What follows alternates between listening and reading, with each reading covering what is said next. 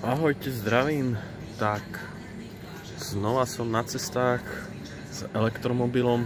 Konkrétne teraz sú sviatky, je Veľká noc, je Veľký piatok. Naozaj ľudia je dobré, že sviatkujú, že sa nemotajú, že sú s rodinou, teda aspoň myslím. Tak ale ja som na cestách. Konkrétne som teda v tom Borimal obchodnom centre. Je tu čisto nová Hypercharger, je tu 6 nabíjacích boxov, potom plus tam ďalej sú ďalšie nabíjacie veci, kde sa tu dá naozaj nabiť. Ukazuje mi za 47 minút by som mal mať nabité auto.